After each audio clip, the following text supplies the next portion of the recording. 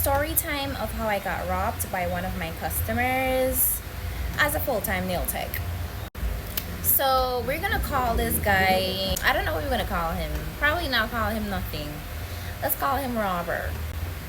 So I knew Robert from an old job that I used to work at Giftland, and it wasn't anything close. It wasn't like any type of close friendship or anything. One or two conversations, nothing too long, nothing too deep. But I thought he was a okayish person, and I actually never expected this type of behavior from him. So it I'm still shocked to this day. Honestly, I am still shocked to this day. So one day I was chilling and I got a message in my inbox from Robert saying that he would like to do a male manicure, right? He asked me the price and I told him $1,500 for nails, for fingers, for a basic gel manicure for males, and that he had to pay $1,000 non-refundable fee to secure his spot, because that day that he booked was a very very busy day for me, and either way you still have to pay that 1,000 non-refundable fee. And he was like, all right, cool, no problem. He ended up booking it. He did send the fee through MMG that same day. I think it was that same day or the next day, I can't remember. So he showed up. When he showed up, and we was chatting while I did his nails, and we had a really good vibe, no bad vibe, no, it was a really chill vibe, cool conversation. This is why I'm still like shocked, because we had like genuine nice conversations, catching up, laughing, gaffing, and so on and so forth.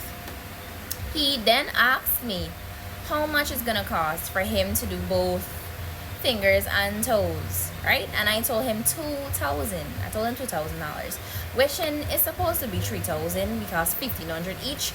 But since I knew him, and I was like, let me flex a little.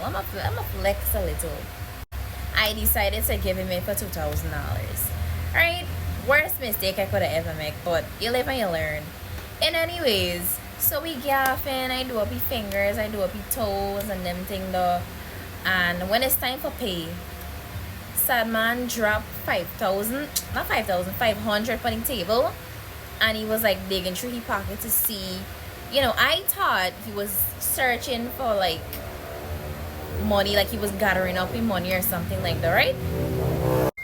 And when I did see he had like 500, and even like he had change, he had money, right?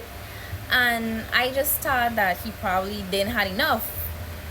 Although I saw the money, I thought that he probably didn't have enough on him.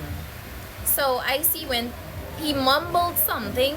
I didn't hear exactly what he said, but he did came on a motorbike, and I thought he was going in his motorbike for the change, cause he didn't drive off right away. He didn't ride off right away. He took a little while, and whilst I was waiting to see, for my money, sat by, drive off. He ride off. And I was trying not to panic. I was like, you know what? Maybe he gonna come back. Maybe he get change. I try to come up with like scenarios as to why he just did what he did. Like he didn't say nothing. He just drive off full speed, said nothing. So I saying to myself, man, he probably gonna have a change, or he gonna bring it back later, because he did mention that he gonna go out after the nail appointment, right? So I was like, probably on his way going out, he gonna bring back the money.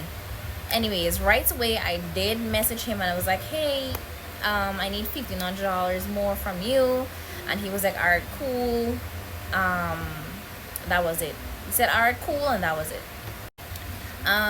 So I messaged him again the other day, and I was like, hey, just reminding you that no, I didn't say that. I was like, hey, if you can make it to come to drop off the money, the $1,500, you could just send it through MMG.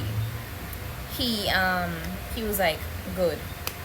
The next day again, no, I was like, hey, just reminding you about the money, and he was like, he ain't forget. All right, cool. He never sent it back.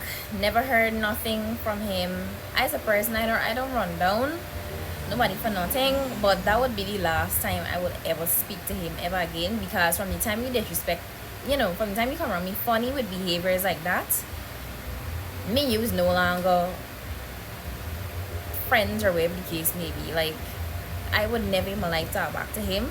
I forgive him for me sake. I ain't got nothing against him, but he would never hear back nothing from me. I end up blocking him on TikTok. He could keep the $1,500. And if you're probably asking, well, why you running, I wouldn't even run it down because it's $1,500. This is my full-time job. This is something that I love doing. Either way, it's my products that I use, and nail products are not cheap. So I don't even care if it was $1,000. Now if it was $500, you would have to bring it back. You would have to bring it back because it's a service you paid for. It's a service you paid for. If you know you ain't had the full money, take what you could get with the money that you have, and then you could always come back later. But anyways, that was a story time. And I am having a promotion starting from the 8th of February all the way to the 14th of February for Valentine's Day. I just posted a video about it on my account. You guys can go check that out and book with Ellie Raj Beauty. Next time somebody tries to do something like that, I will be reporting them to the police, because that is full-on robbery. I don't care what you say, but at the end of the day, you can't be doing stuff like that to people. You cannot.